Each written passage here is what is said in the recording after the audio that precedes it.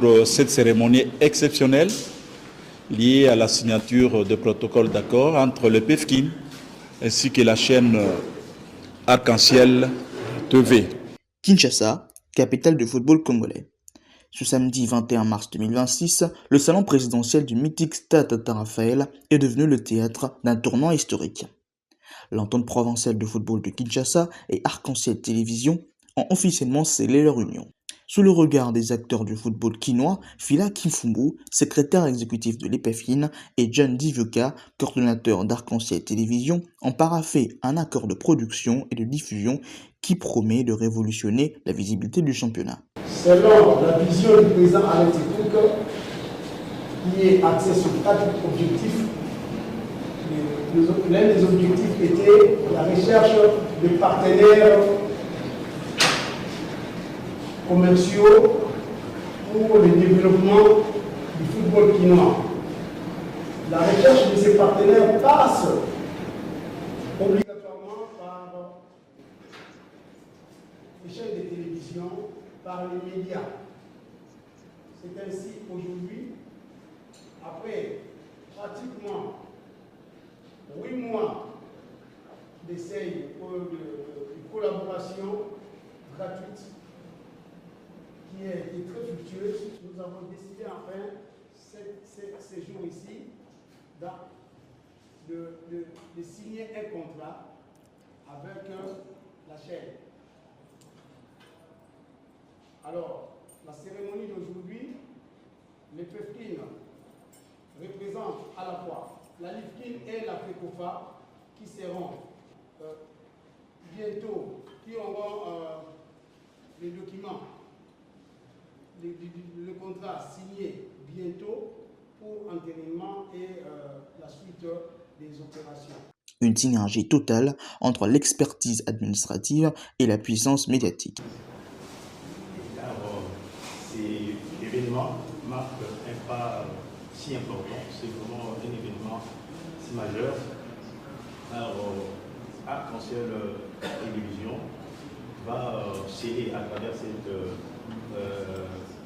collaboration avec l'entente provinciale de football de Kinshasa, cette cérémonie de signature des protocoles d'accord.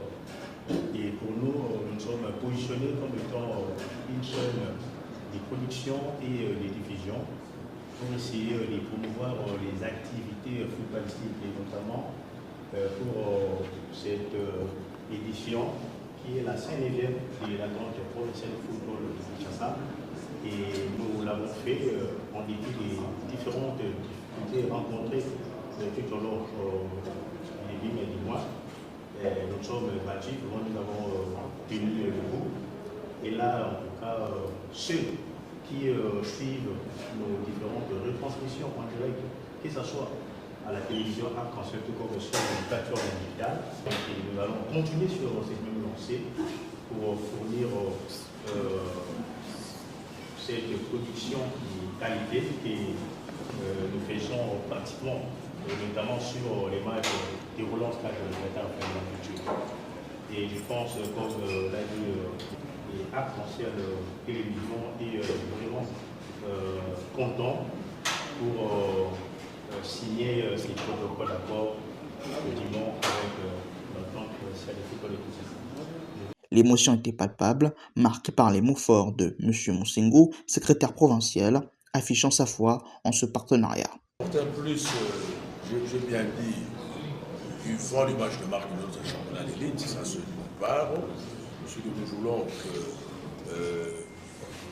le média contribue de manière efficace à la promotion des activités footballistiques. Je crois que nous devons non seulement compter sur l'apport des médias pour relancer notre football, c'est quand même pas important, c'est même pas important, il y aura des gens de l'extérieur qui verront l'organisation de notre championnat, mais le gros reste à faire, c'est un pas. J'ai toujours dit que l'impact du football est une fête, une messe. Il ne faut jamais gâcher une fête, Mais malheureusement, chez nous, dans notre pays, surtout ici à Kinshasa, les gens ont de très mauvaises habitudes. Les gens viennent au stade pour casser, piller, insulter. Ils croient tout se permettre. Nous devons évoluer, nous devons changer de mentalité, d'autant plus que ce sont des pratiques avilissantes qui n'honorent pas notre football, qui n'honorent pas notre société. Nous devons faire des efforts pour comprendre la quintessence de l'organisation d'une manifestation sportive. Ainsi, nous devons continuer à venir au stade pour étaler nos mauvaises qualités, pour étaler notre mauvaise éducation. Je crois que notre place n'est pas au stade. Et dirons par rapport aux entrées, l'air plié aussi des pays, quand même les tickets. L'organisation des matchs de football, comme je l'ai dit, est un spectacle. Si vous voulez venir au stade, vous devez payer votre ticket, vous devez respecter les normes qui régentent la pratique du football. On ne vient pas au stade pour insulter, on vient au stade pour assister à un spectacle. On ne va pas dans un spectacle, il y a 3 résultats, vous gagnez, vous perdez, vous faites un match nul. Je crois que c'est ça l'essentiel. On va venir au stade pour insulter les gens, casser le matériel, il a acheté son matériel avec l'argent. Je crois qu'on ne peut pas encourager ce genre de pratique.